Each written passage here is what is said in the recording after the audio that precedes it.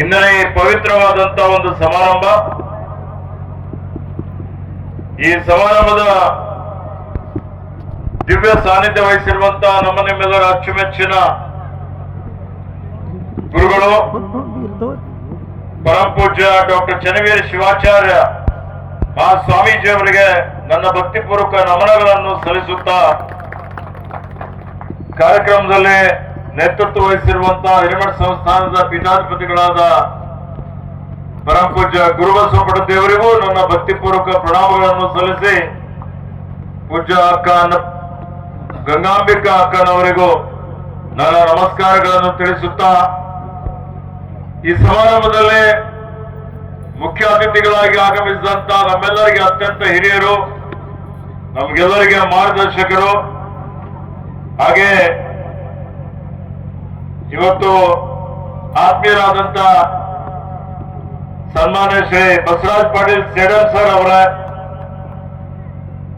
ಈಗಾಗಲೇ ನಿಮ್ಮೆಲ್ಲರ ಅಭಿಮಾನಕ್ಕೆ ಪಾತ್ರರಾದಂಥವರು, ಇವತ್ತಿನ ಈ ಒಂದು ಪ್ರಶಸ್ತಿಗೆ ಭಾಜನರಾದಂಥವರು ಮಾನ್ಯ ಚಂದ್ರಶೇಖರ್ ಸೋಮಶೆಟ್ಟಿ ಅವರ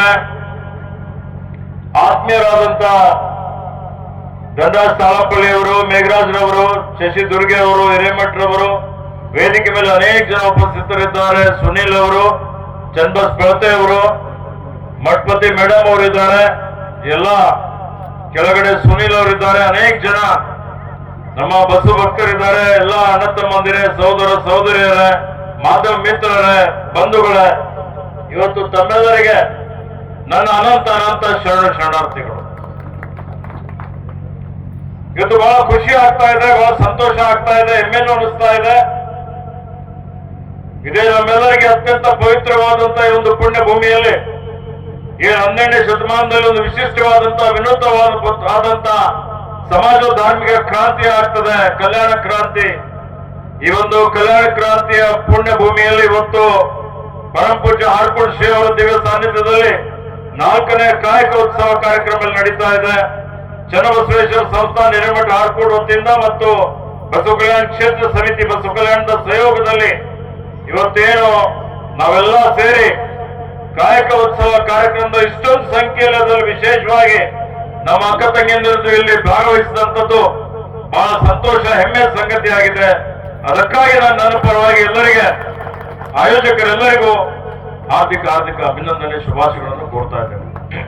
ಬಂಧುಗಳೇ, ತಮ್ಮೆಲ್ಲರಿಗೆ ಗೊತ್ತಿದೆ 12ನೇ ಶತಮಾನದಲ್ಲಿ ಏನೊಂದು ಕ್ರಾಂತಿ ಆಯಿತು.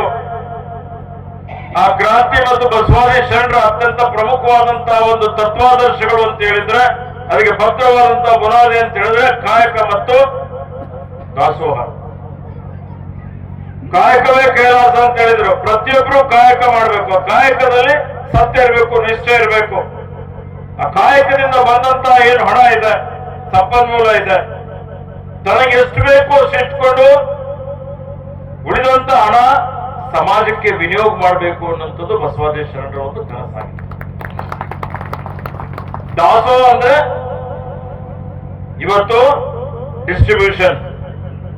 ಏನು ಕಾಯಕದಿಂದ ಉತ್ಪಾದನೆ ಆದಂತ ಸಂಪನ್ಮೂಲ ಇದೆ, ಅದು ಯಾರಿಗೆ ಅವಶ್ಯಕತೆ ಇದೆ, ಕೆಳಗೆ ಬಿದ್ದವರನ್ನು ಮೇಲೆತ್ತುವುದೇ ಧರ್ಮ ಅಂತ ಹೇಳ್ತೀವಿ. ಸಮಾಜದಲ್ಲಿರುವಂತಹ ಕಟ್ಟ ಕಡೆ ವ್ಯಕ್ತಿಗೆ ಸಾಮಾಜಿಕ ನ್ಯಾಯ ಸಿಗಬೇಕು ಅನ್ನುವಂಥದ್ದು, ಜಗತ್ತಿಗೆ ಸಾಮಾಜಿಕ ನ್ಯಾಯ ಕೊಟ್ಟಂತದ್ದೇ ನಮ್ಮ ಸಮುದಾಯ ಅಂತ ಬಹಳ ಹೆಮ್ಮೆಯಿಂದ ನಾವು ಹೇಳಬಹುದು. ಸರ್ವರಿಗೂ ಸಮಬಾಳು, ಸರ್ವರಿಗೂ ಸಮಪಾಲು ಅಂತೇಳಿ.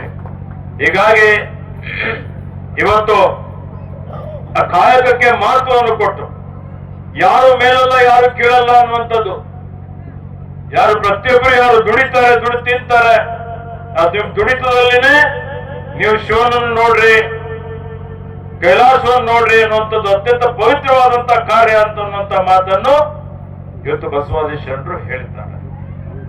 ಇವತ್ತು ನಾವೆಲ್ಲ ಆತ್ಮಾವಲೋಕನ ಮಾಡ್ಕೊಳ್ಬೇಕು, ಆತ್ಮ ವಿಮರ್ಶೆ ಮಾಡಿಕೊಳ್ಬೇಕು.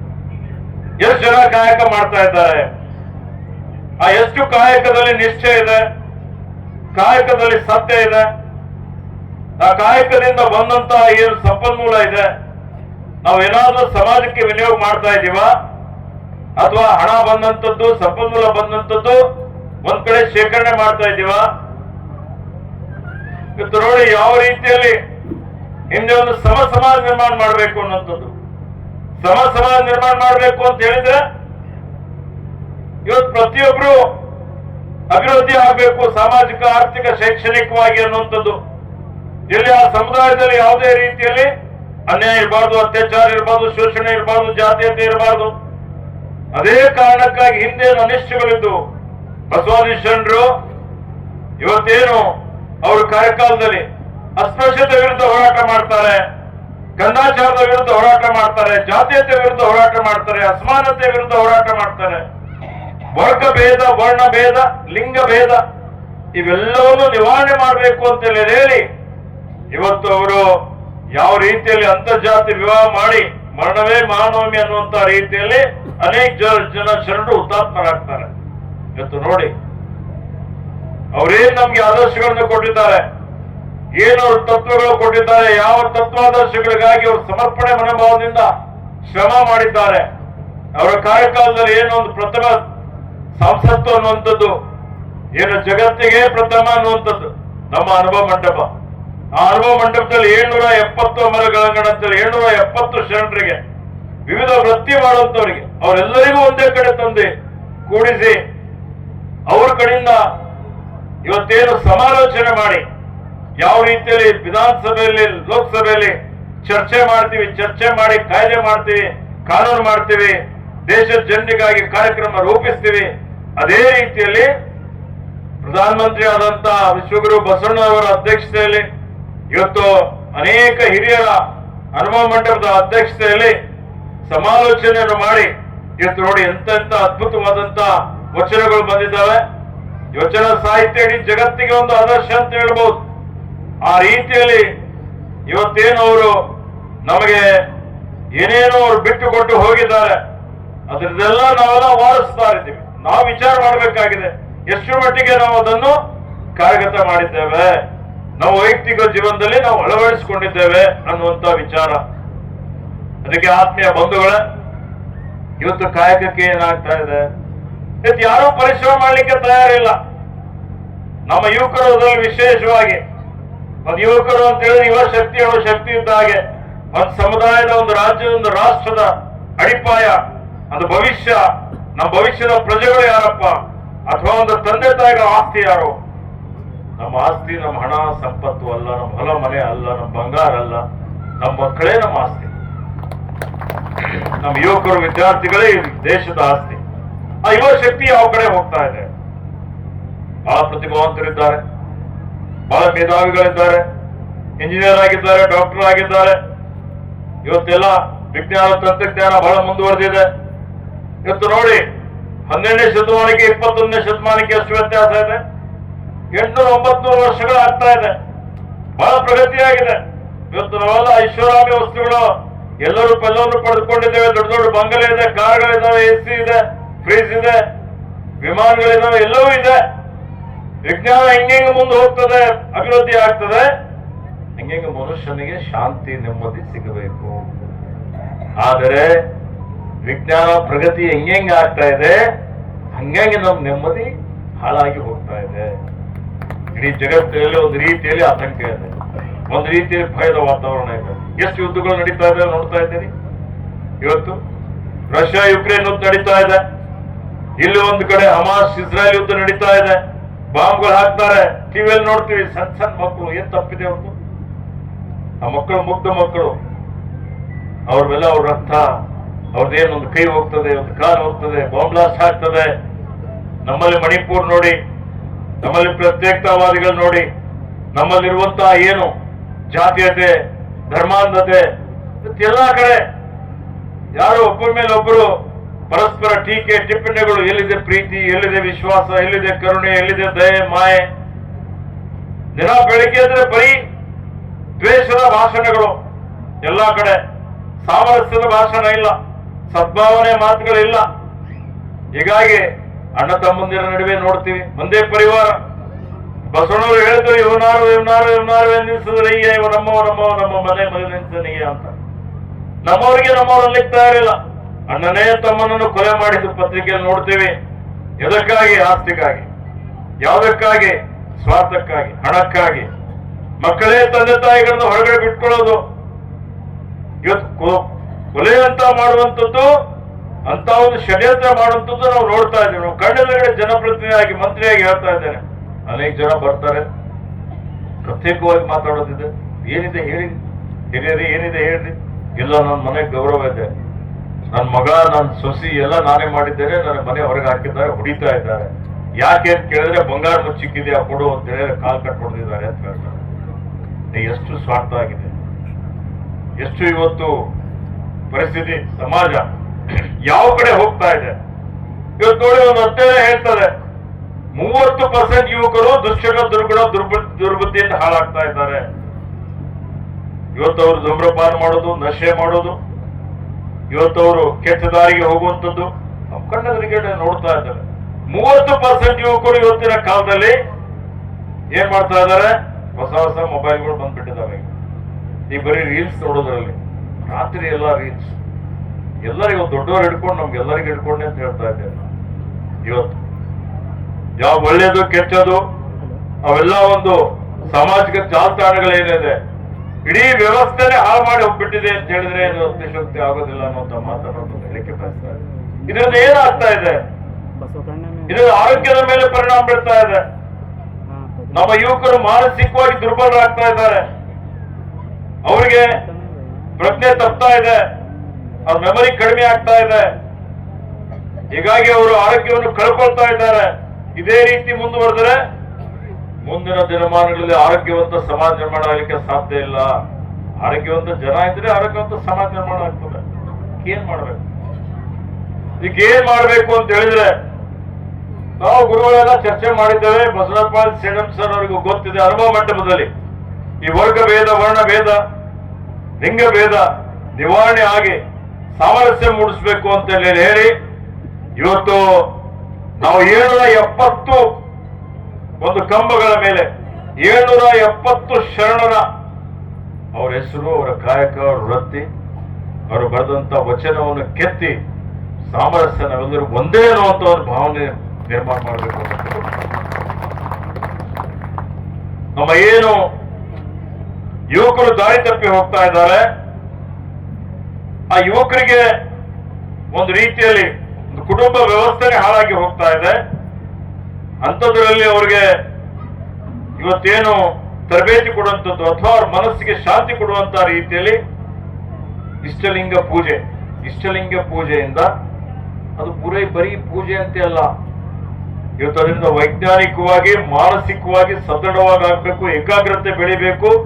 ಅದು ವಿಜ್ಞಾನದಿಂದ, ತಜ್ಞರಿಂದ ಅದನ್ನು ಸಾಬೀತುಪಡಿಸಿ ಯಾವ ರೀತಿಯಲ್ಲಿ ಮಾಡಬೇಕು ಅನ್ನೋಂಥದ್ದು ಅಲ್ಲಿ ಆ ಯುವಕರಿಗೆ ತರಬೇತಿ ಕೊಡಬೇಕು ಅಂತೇಳಿ ಇಡೀ ವಿಶ್ವದ ಪ್ರಪ್ರಥಮ ಇಷ್ಟಲಿಂಗ ತರಬೇತಿ ಕೇಂದ್ರ ಬರುವಂತ ಅನುಭವ ಮಂಟಪದಲ್ಲಿ ಪ್ರಾರಂಭ ಮಾಡಬೇಕು ಅನ್ನೋಂಥದ್ದು ನಾವು ಆಲೋಚನೆ ಮಾಡಿದ್ದೇವೆ.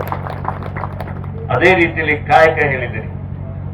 ಕಾಯಕದ ಬಗ್ಗೆ ನಾವೆಲ್ಲ ಭಾಷಣ ಎಲ್ಲರೇ ಮಾಡ್ತೀವಿ. ನಮ್ಮ ಗಂಗಾಂಬಿಕಾ ಅಕ್ಕನವರು ಮಾಡ್ತಾ ಇದ್ದಾರೆ ಒಳ್ಳೆ ಕೆಲಸ. ಆದ್ರೆ ಇವತ್ತು ಅವ್ರ ಹತ್ರ ಅವರಿಗೆ ಅನುಭವ ಆಗ್ಬೇಕು, ಅವರಿಗೆ ತರಬೇತಿ ಕೊಡ್ಬೇಕಲ್ಲ. ಅದಕ್ಕೆ ಶರಣ ಗ್ರಾಮ ಅಂತೇಳಿ ನಿರ್ಮಾಣ ಮಾಡಿ ಯಾರಲ್ಲಿ ಉಳಿಲಿಕ್ಕೆ ಬರ್ತಾರೆ ಅನುಭವ ಮಂಟಪದಲ್ಲಿ ಅಲ್ಲಿ ಒಂದು ದಿನ ವಾಸ್ತವ್ಯ ಮಾಡಿ ಅನೇಕ ಜನ ಶರಣರಿದ್ದಾರೆ. ಇವತ್ತು ಅಂಬಿಗರ ಚೌಡಯ್ಯ ಇದ್ದಾರೆ, ಇವತ್ತು ಮುಳಿಗೆ ಮಾರಾಯನವರಿದ್ದಾರೆ, ಆಯ್ದವ ಲಕ್ಕವ್ವ ಇದ್ದಾರೆ, ಸುಮಾರು ಜನ ಶರಣರಿದ್ದಾರೆ. ಅವರು ಮಾಡಿದಂತ ಏನು ವೃತ್ತಿ ಇತ್ತು, ಆ ವೃತ್ತಿ ಯಾವ ರೀತಿಯಲ್ಲಿ ಅವ್ರು ಮಾಡ್ತಿದ್ರು, ನಮ್ಮ ಯುವಕರು ಆ ವೃತ್ತಿ ಮಾಡಬೇಕು ಅನ್ನೋಂಥದ್ದು ಪ್ರಾಕ್ಟಿಕಲ್ ಆಗಿ ನಾವು ಮಾಡಿದ್ರೆ ಮಾತ್ರ ಅವರಿಗೆ ಬೆವರು ಸುರಿಸಿದ್ರೆ ಮಾತ್ರ ಅರ್ಥ ಆಗ್ತದೆ. ಅದು ಇವತ್ತೇನಾಗಿದೆ, ನಮ್ದೆಲ್ಲ ಯುವಕರು ಡಿಜೆ ಹಚ್ಚಿ ಕುಣಿಲಿಕ್ಕೆ ಬೆವರು ಸುರಿಸ್ತಾರೆ. ಯಾರು ಪರಿಶ್ರಮ ಮಾಡಬೇಕು ಅಂತಿಲ್ಲ, ಬೆವರು ಸುರಿಸ್ಬೇಕು ಅಂತಿಲ್ಲ. ನಮ್ ಟೇಬಲ್ ವರ್ಕ್ ಕೊಡ್ರಿ, ಎಲ್ಲ ಕಂಪ್ಯೂಟರ್ಗಳಾಗಿದ್ದಾರೆ, ಮೊಬೈಲ್ಗಳಾಗಿದ್ದಾರೆ, ವರ್ಕ್ ಫ್ರಮ್ ಹೋಮ್ ಅಂತಾರೆ.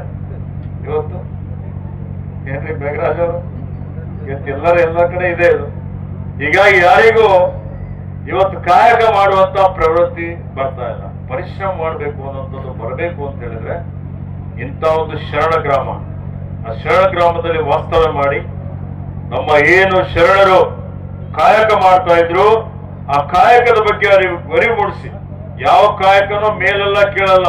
ಹಿಂದೆ ಕಸ ಗೂಡಿಸೋರು ಇದ್ರು, ಹಿಂದೆ ಕಟ್ಟಿಗೆ ಹೊಡೆಯೋರು ಇದ್ರು, ಹಿಂದೆ ಬಟ್ಟೆ ಇದು ಕ್ಲೀನ್ ಮಾಡೋರು ಇದ್ರು, ಎಲ್ಲರೇ ಇದ್ರು. ಯಾರು ಮೇಲೆಲ್ಲ ಯಾರು ಕೀಳಲ್ಲ ಅನ್ನುವಂತ ಏನು ಬಸವಾದಿ ಶರಣರ ಆಲೋಚನೆ ಇತ್ತಲ್ಲ, ಎಲ್ಲರಿಗೂ ಇವತ್ತು ಶ್ರಮಿಕರಿಗೆ ಗೌರವ ಇತ್ತು. ಇವತ್ತು ಅಂತ ಒಂದು ವಾತಾವರಣ ನಾವಿಲ್ಲಿ ನಿರ್ಮಾಣ ಮಾಡಬೇಕು ಅಂತ ಹೇಳಿದ್ರೆ ಇಂಥ ಒಂದು ಶರಣ ಗ್ರಾಮದ ಮುಖಾಂತರ ಅವರಿಗೆ ತರಬೇತಿ ಕೊಡುವಂತ ರೀತಿಯಲ್ಲಿ, ಪ್ರೋತ್ಸಾಹ ಅವರಿಗೆ ಸ್ಫೂರ್ತಿ ಕೊಡುವಂತ ರೀತಿಯಲ್ಲಿ ಅನುಭವ ಮಂಟಪದಲ್ಲಿ ಶರಣ ಗ್ರಾಮ ಮಾಡಬೇಕು ಅನ್ನೋಂಥ ತೀರ್ಮಾನವನ್ನು ಮಾಡಿದ್ದೇವೆ ಅನ್ನೋಂಥ ಮಾತನ್ನು ಹೇಳಿಕೆ ಬಯಸ್ತಾರೆ. ಇದರ ಜೊತೆಯಲ್ಲಿ ಇವತ್ತು ನಮ್ಮ ಎದುರುಗಡೆ ಏನಿದೆ, ಎಲ್ಲಕ್ಕಿಂತ ದೊಡ್ಡ ಸವಾಲು ಅಂತ ಹೇಳಿದ್ರೆ ಮಂತ್ರಿಯಾಗಿಯೂ ಹೇಳ್ತಾ ಇದ್ದಾರೆ. ದಿನ ಬೆಳಗ್ಗೆ ನನ್ನ ಮನೆ ಎದುರುಗಡೆ ಒಂದು 50 ಜನ ಇರ್ತಾರೆ. ಅದರಲ್ಲಿ ಪಾಪ ಅನೇಕ ಜನ ಮಹಿಳೆಯರು ಬರ್ತಾರೆ. ಮಹಿಳೆಯರ ಪರಿಸ್ಥಿತಿ ಯಾವ ರೀತಿಯಲ್ಲಿದೆ? ಅನೇಕ ಯುವಕರು 25, 26, 30, 35 ವಯಸ್ಸಿನವರು ಗುಟ್ಕಾ ತಿಂದು, ಸರಾಯಿ ಕುಡಿದು, ಮತ್ತೊಂದು ಮಾಡಿ ಇವತ್ತು ಅವರು ಜೀವ ಕಳೆದುಕೊಂಡು ಇವತ್ತು ವಿಧವೆಯರು ಓಡಾಡ್ತಾರೆ. ನಮ್ಗೆ ಡಿ ಗ್ರೂಪ್, ನಮ್ಗೆ ನೌಕರಿ ಕೊಡಿ, ನಮ್ಗೆಲ್ಲಾದ್ರೂ ಪ್ಯೂರ್ ನೌಕರಿ ಕೊಡಿ, ಕಸ ಗುಡಿಸುವಂತ ನೌಕರಿ ಕೊಡಿ ಅನ್ನುವಂಥದ್ದು ದಿನ ಬೆಳಿಗ್ಗೆ ಇದೆ. ನೋಡಿದ್ರೆ ಒಂಥರ ಇವತ್ತು ಕಷ್ಟ, ನೋವಾಗ್ತದೆ. ಆ ರೀತಿಯಲ್ಲಿ ಈ ಪರಿಸ್ಥಿತಿ ಇದೆ. ಅದರಲ್ಲಿ ವಿಶೇಷವಾಗಿ ನಮ್ಮ ಯುವಕರು ಪದವಿ ಪಡೆದಿದ್ದಾರೆ, ಡಿಪ್ಲೊಮಾ ಮಾಡಿದ್ದಾರೆ, ಇಂಜಿನಿಯರಿಂಗ್ ಮಾಡಿದ್ದಾರೆ, ಎಲ್ಲವೂ ಮಾಡಿದ್ದಾರೆ, ಕೌಶಲ್ಯವೂ ಇದೆ ಅವರಲ್ಲೆಲ್ಲ. ಆದರೆ ಇವತ್ತು ಅವರಿಗೆ ಉದ್ಯೋಗ ಇಲ್ಲ. ನಮ್ಮವರೆಲ್ಲ ಉದ್ಯೋಗ ಕೊಡ್ರಿ ಅಂತ ಕೇಳಬಾರ್ದು, ಉದ್ಯೋಗ ನೀಡುವಂತ ಸಾಮರ್ಥ್ಯ ಬರಬೇಕು ಅನ್ನುವಂಥದ್ದು ಇವತ್ತು ಅವಶ್ಯಕತೆ. ಆ ಸಾಮರ್ಥ್ಯ ಇತ್ತು. ಅದಕ್ಕೆ ಹಿಂದೆ ಕಲ್ಯಾಣ ನಾಟಕದಲ್ಲಿ ಹೇಳ್ತಾ ಇದ್ರು, ಏನ್ ಹೇಳ್ತಾ ಇದ್ರು? ನಮ್ಮಲ್ಲಿ ನೀಡುವವರುಂಟು, ಬೇಡುವವರಿಲ್ಲ. ಸರಿನಾ ಗುರುಗಳೇ? ನೀಡುವವರುಂಟು, ಬೇಡುವವರಿಲ್ಲ ಅಂತ. ಇವತ್ತಾದ್ರೆ ನಿರುದ್ಯೋಗದ ಸಮಸ್ಯೆ ನೋಡ್ತೀವ. ಇಷ್ಟು % ನಿರುದ್ಯೋಗ, ಇಷ್ಟು ಲಕ್ಷ ಇದ್ದಾರೆ, ಇಷ್ಟು ಕೋಟಿ ಇದ್ದಾರೆ, ಇಷ್ಟು ಜನ ಇದ್ದಾರೆ. ನಿರುದ್ಯೋಗ ಸಮಸ್ಯೆ ಹೆಂಗೆ ಬಗೆಹರಿಸ್ತೀರಿ? ಅವರಿಗೆ ಒಂದು ಕೌಶಲ್ಯ ತರಬೇತಿ ಕೊಡುವಂಥದ್ದು. ಕೌಶಲ್ಯಕ್ಕೆ ಬಹಳ ಮಹತ್ವ ಇದೆ. ಇವತ್ತು ನಮ್ಮವರಲ್ಲಿ ನೈಪುಣ್ಯತೆ ಬೆಳಿಬೇಕು. ಆ ನೈಪುಣ್ಯತೆ ಬೆಳೀತು ಅಂತ ಹೇಳಿದ್ರೆ ನಿಮ್ ಮನಿತನ ಬರ್ತಾರೆ, ನಮ್ಮ ಯುವಕರ ಮನಿತನ ಬರ್ತಾರೆ. ಮನೆಯವರಿಗೆ ಬಂದು ಕಂಪನಿಯವರು ಇವನ ಹತ್ರ ನೈಪುಣ್ಯತೆ ಇದೆ, ಇವನು ಪರಿಣಿತನಿದ್ದಾನೆ, ಇವನು ಮೇಧಾವಿ ಇದ್ದಾನೆ ಇವತ್ತು ಅಂತೇಳಿ ಹೇಳಿ ಅವನ ಟರ್ಮ್ಸ್ ಅಂಡ್ ಕಂಡೀಷನ್ಸ್ ಮೇಲೆ, ಅವನ ಷರತ್ತು ಹಾಕಿದ ಮೇಲೆ ಅವನಿಗೆ ನೀವು ಬಂದು ನಮ್ಮಲ್ಲಿ ಕೆಲಸ ಮಾಡ್ರಿ ಅನ್ನುವಂತ ಒಂದು ಅವರು ಪ್ರಸ್ತಾವನೆ ಕೊಡ್ತಾರೆ. ಅಂತ ರೀತಿ ಯುವಕರಿಗೆ ತಯಾರು ಮಾಡಬೇಕು ಅಂತ ಹೇಳಿ ಈ ಅನುಭವ ಮಂಟಪದಲ್ಲಿ ಇವತ್ತೊಂದು ಕೌಶಲ್ಯ ತರಬೇತಿ ಕೇಂದ್ರ ಪ್ರಾರಂಭ ಮಾಡಬೇಕು ಅನ್ನುವಂಥದ್ದು ಒಂದು ಯೋಜನೆ ರೂಪಿಸಿದ್ದಾರೆ.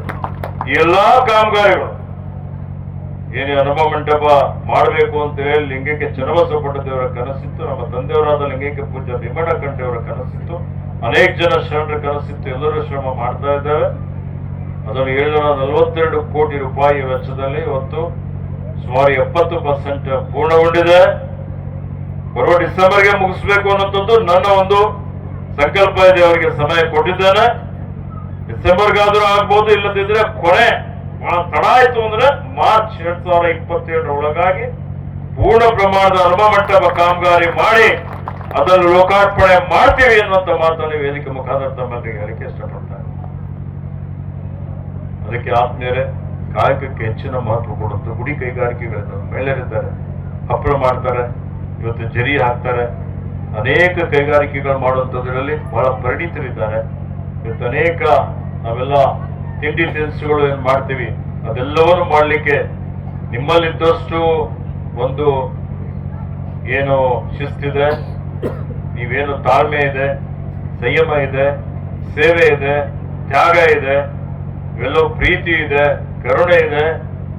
ಇವತ್ತು ನೀವು ಮಕ್ಕಳಿಗೆ, ನಿಮ್ಮ ಮನೆಯವರಿಗೆ ಸರಿದಾರಿಗೆ ತರಲಿಕ್ಕೆ ನಿಮ್ಮಲ್ಲೇನು ಶಕ್ತಿ ಇದೆ, ಆ ಶಕ್ತಿ ಮತ್ತೆ ಯಾರಿಗೂ ಬರ್ಲಿಕ್ಕೆ ಸಾಧ್ಯ ಇಲ್ಲ.